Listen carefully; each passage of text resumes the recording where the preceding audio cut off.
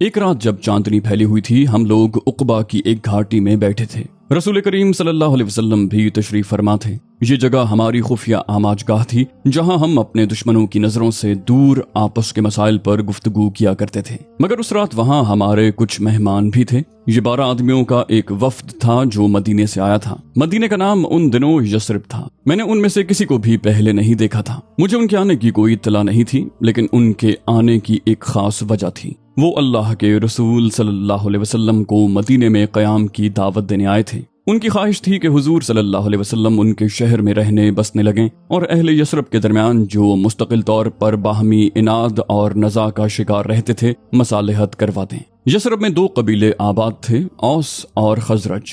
ہر اوس کے دل میں خزرج کا لگایا ہوا کوئی نہ کوئی زخم تھا، اور ہر خزرج کے دل میں کوئی نہ کوئی صدمہ تھا جو اسے اوس سے پہنچا تھا۔ انہوں نے یثرب میں کسی سے سنا تھا کہ مکے میں ایک پیغمبر ہے جو اخوت کا سبق دیتا ہے۔ اسی شہرت کی بنا پر وہ رسالت مآب صلی اللہ علیہ وسلم کی خدمت میں حاضر ہوئے تھے، اور اس امید پر کہ شاید ان کی توجہ سے یہ فساد ہمیشہ کے لیے ختم ہو جائے اور اہل مدینہ چین سے زندگی گزارنے لگیں۔ انہیں اس تعلق کا بھی علم تھا کہ آپ علیہ السلام کے والد اور والدہ دونوں مدینے میں دفن ہیں۔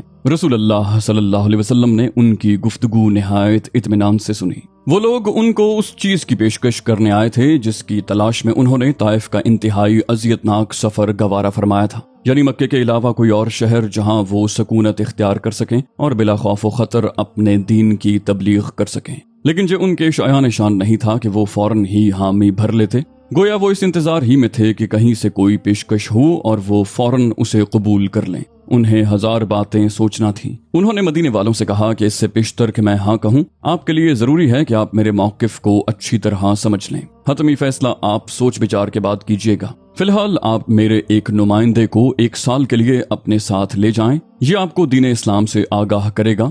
1 سال بعد بھی اگر آپ کا خیال یہی ہو کہ میں آپ کے شہر میں آباد ہوں تو مجھے آ کر بتا دیجیے گا۔ ان کے ساتھ روانہ کرنے کے لیے اللہ کے رسول صلی اللہ علیہ وسلم نے مصعب بن عمیر رضی اللہ عنہ کا انتخاب کیا، جو عبد الدار کے خاندان سے تعلق رکھتے تھے، جسے کلید برادر کعبہ ہونے کا شرف حاصل تھا۔ مصعب رضی اللہ عنہ کا ایک ذاتی شرف یہ بھی تھا کہ وہ آپ علیہ السلام کے ہم شکل تھے۔ اتنی مشابہت تھی کہ جب وہ احد میں شہید ہو کر گرے تو شور مچ گیا کہ نبی اکرم صلی اللہ علیہ وسلم شہید ہو گئے ہیں۔ مصعب رضی اللہ عنہ نہایت جامع زیب تھے۔ مکے میں وہ سب سے زیادہ خوش پوش تسلیم کیے جاتے تھے، مگر یہ ان کے دائرہ اسلام میں آنے سے پہلے کی بات ہے۔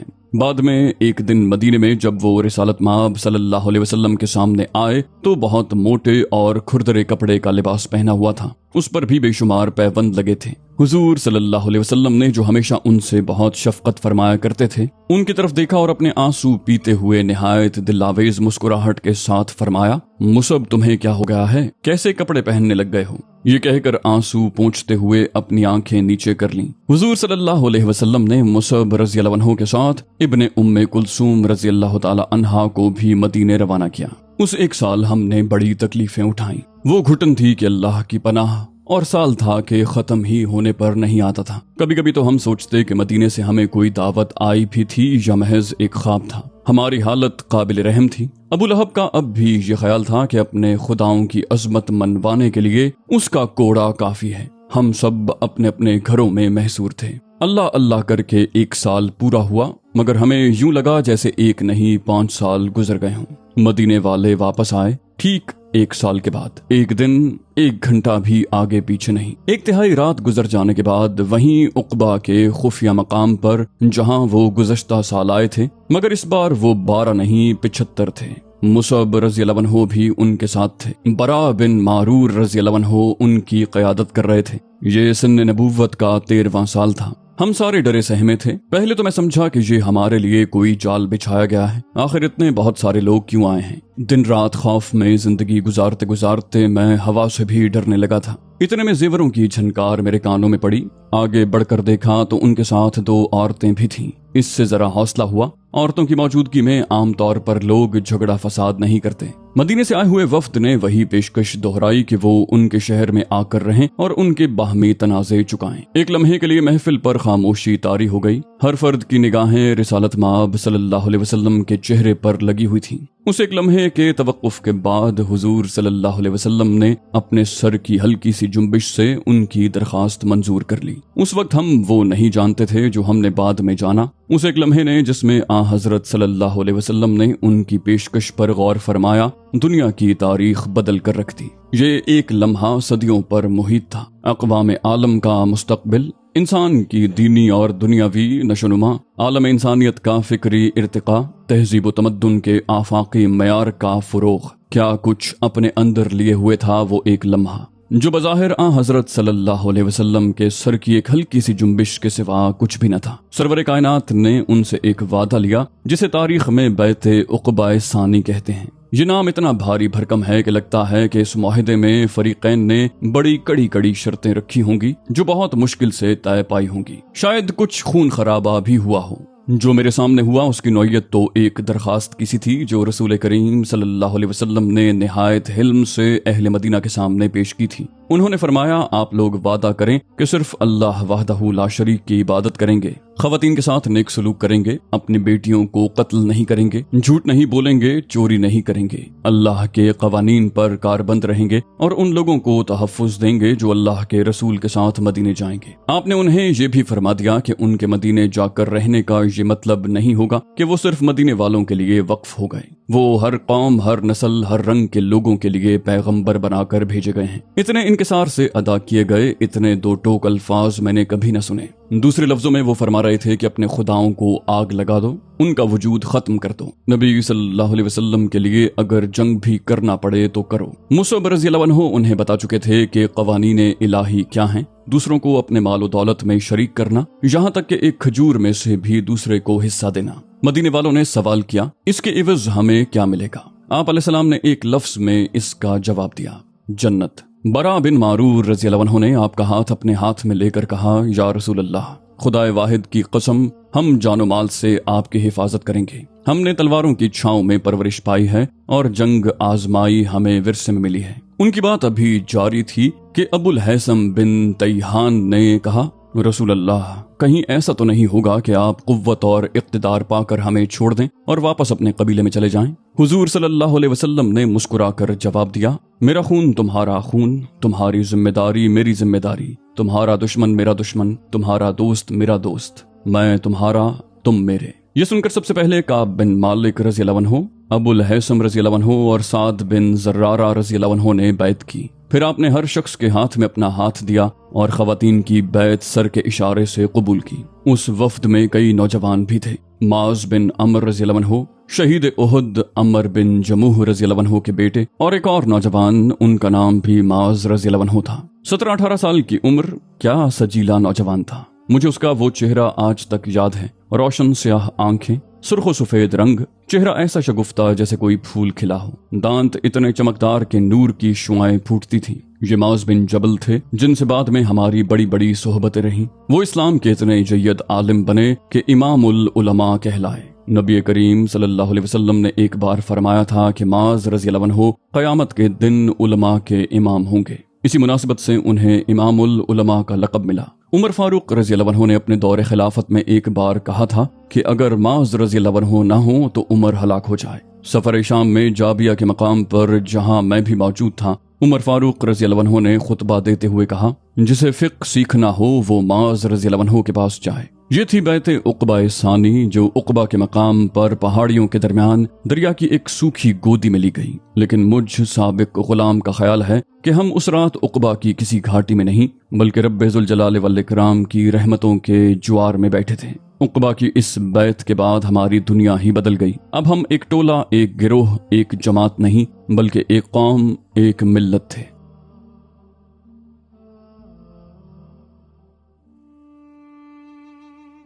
میں امیہ کا سیاہ فام سابق غلام اب انسانوں کا ایک ذمہ دار قائد تھا۔ میں جب یہ سوچتا تو دل ہی دل میں خوش ہوتا ہوں، اللہ مجھے کبھی تکبر نہ دے۔ مکے سے ہجرت کا معاملہ تھا، اس وقت جب ہر شخص ہمارے خون کا پیاسا دکھائی دیتا تھا، شیر کے منہ سے نوالا چھیننے والی بات تھی۔ ایک مہم کے لیے مجھے قائد چنا گیا تھا، چھپ چھپا کر مکے سے نکلنا تھا اور چھپتے چھپاتے مدینے پہنچنا تھا۔ اس ذمہ داری کے لیے ایک سابق غلام سے بہتر قائد اور کون ہو سکتا تھا، کیونکہ غلام کے تو خون ہی میں فرار کی خواہش شامل ہوتی ہے۔ ایسی مہم کی کامیابی کا انحصار قائد کی صلاحیتوں کے علاوہ دو اور باتوں پر بھی ہوتا ہے۔ ایک تو یہ کہ منزل مقصود کتنی خوشائند اور پرکشش ہے، اور دوسرے یہ کہ جس عذاب سے فرار مطلوب ہے وہ کس حد تک جان لیوا ہے۔ ہماری منزل مقصود مدینہ تھی، شمال کا ایک خوبصورت شاداب شہر، اور جس کے خوف سے ہم فرار چاہتے تھے وہ تھا ابو جہل۔ جب مہم کے لیے حالات اتنے سازگار ہوں تو میری کامیابی یقینی تھی۔ آگ اگلتا ہوا پھنکارتا ہوا ابو جہل جیسا ابلیس پیچھے لگا ہو تو کون ہے جو جان کی بازی نہ لگا دے گا۔ مکے سے مسلمانوں کی ہجرت کا فیصلہ ہو چکا تھا، سب کو مدینے جانا تھا۔ حکمت عملی یہ تھی کہ لوگ چھوٹی چھوٹی ٹولیوں میں رات کی تاریکی سے فائدہ اٹھاتے ہوئے کسی وقت صحرا میں نکل جائیں اور الگ الگ راستوں سے ہوتے ہوئے مدینے پہنچ جائیں۔ ہر ٹولی کی ہجرت کی رات اور وقت رسول کریم صلی اللہ علیہ وسلم خود متعین فرماتے تھے۔ یہ سب کام انتہائی احتیاط اور رازداری سے کیا جا رہا تھا۔ حضور مہاجرین کی ہمت بڑھاتے تھے اور ان کے زاد راہ کا انتظام کرتے تھے۔ ان کو سب سے بڑا خدشہ یہ تھا کہ دشمن کہیں صحرا میں مسلمانوں کو گھیر کر ان کا قتل عام نہ کر دیں۔ ہمیں حکم تھا کہ ہماری ٹولیاں فاصلے فاصلے سے چلیں، اور جب تک یہ اطمینان نہ ہو جائے کہ اب دشمن کی دسترس سے باہر ہیں تب تک کسی جگہ اکٹھے نہ ہوں۔ ہر ٹولی کا ایک قائد مقرر کیا جاتا تھا۔ مجھے بھی حضور صلی اللہ علیہ وسلم نے ایک ٹولی کا قائد بنا دیا۔ 6 مرد، 2 عورتیں اور 3 بچے۔ رحمت دو عالم صلی اللہ علیہ وسلم نے خود ایک بچے کو گود میں اٹھایا اور 1 میل تک ہمارے ساتھ مکے سے باہر آئے اور ہمیں دعاؤں کے ساتھ رخصت کر کے واپس لوٹ گئے۔ میں سوچتا ہوں حضور صلی اللہ علیہ وسلم نے مجھ پر بڑا اعتماد فرمایا تھا۔ خوشی کے مارے میرے پاؤں زمین پر نہیں ٹکتے تھے۔ مجھ میں وہ جرأت پیدا ہو گئی تھی کہ اگر شیر بھی سامنے آتا تو میں نہتھا اس سے لڑ پڑتا۔ میں غلام ابن غلام بلال انسانوں کا سربراہ بنا دیا گیا تھا۔ مکے سے مدینہ تقریباً 250 میل دور ہے۔ گرمیاں ہوں تو اونٹوں پر یہ سفر 9-10 دن کا ہے، بچے ساتھ ہوں تو 11-12 دن کا۔ دونوں شہروں کا درمیانی صحرا صدیوں سے قافلوں کی رہ گزر ہے۔ کروڑوں انسان یہاں سے گزر چکے ہیں اور ہواؤں نے سب کے نقش قدم ریت سے ڈھانپ دیے ہیں، مگر ہوائیں ہمارے قدموں کے نشان کبھی نہ مٹا سکیں۔ ہم اور تھے، سب سے مختلف، سب سے جدا۔ ہم خاص لوگ تھے۔ ہم اپنے ساتھ تجارت کا سامان نہیں، اللہ کی سونپی ہوئی ذمہ داری لے کر جا رہے تھے۔ جب تک دنیا میں گھڑیاں چلتی رہیں گی، جب تک وقت کی گردش جاری رہے گی، ہمارے نقش قدم قائم رہیں گے۔ ہواؤں کے تیز سے تیز چھکڑ بھی انہیں نہیں مٹا سکیں گے، اس لیے کہ ہم اسلامی تقویم کے پہلے سال کے نقیب تھے۔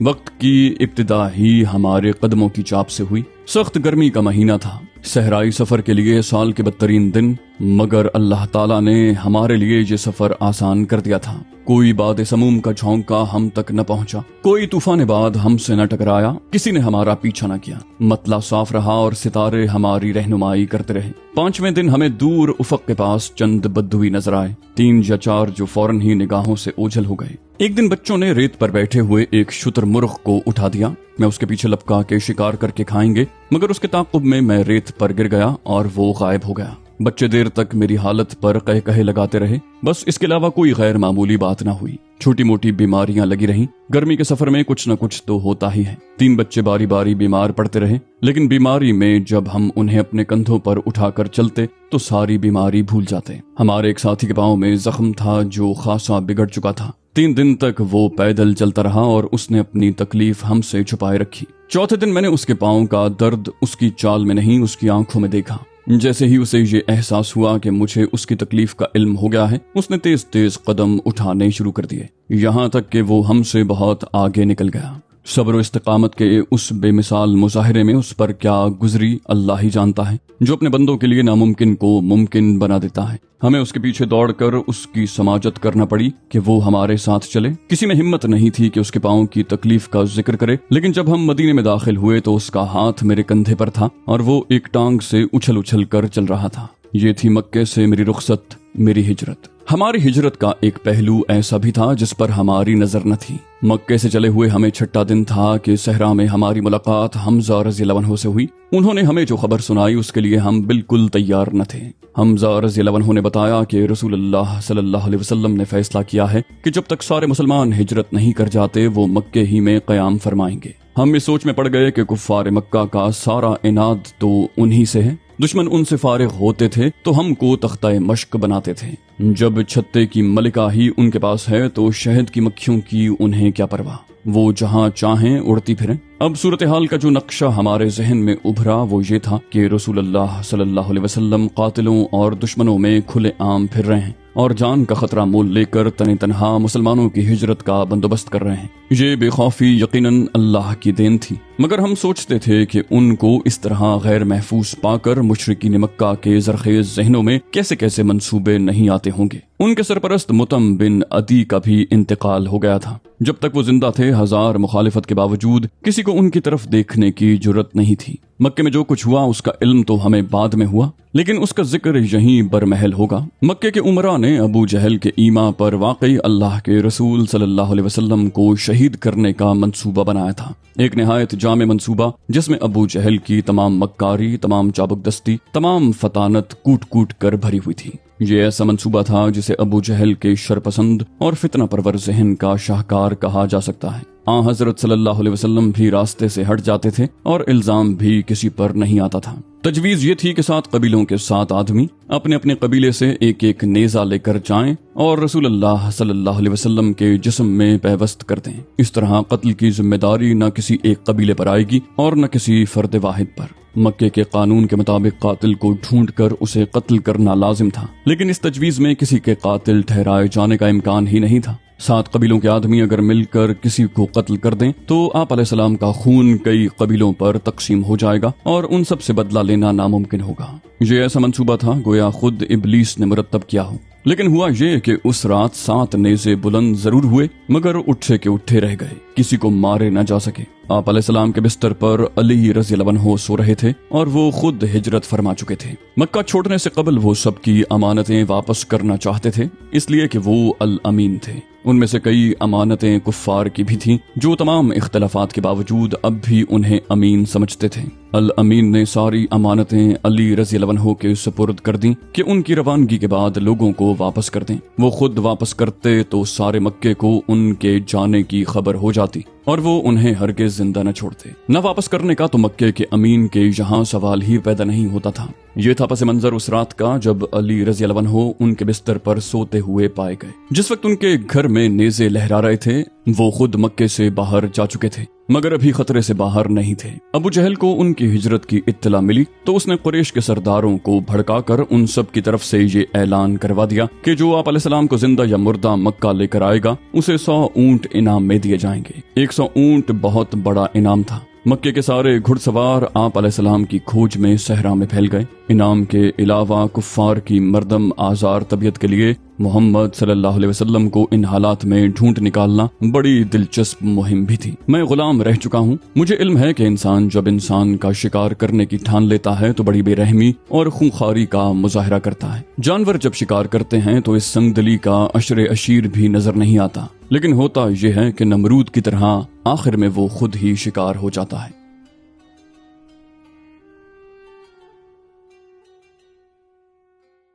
تو دوستو یہ تھی ہماری آج کی ایپیسوڈ۔ امید کرتے ہیں آپ کو ہماری ایپیسوڈ پسند آئی ہوگی۔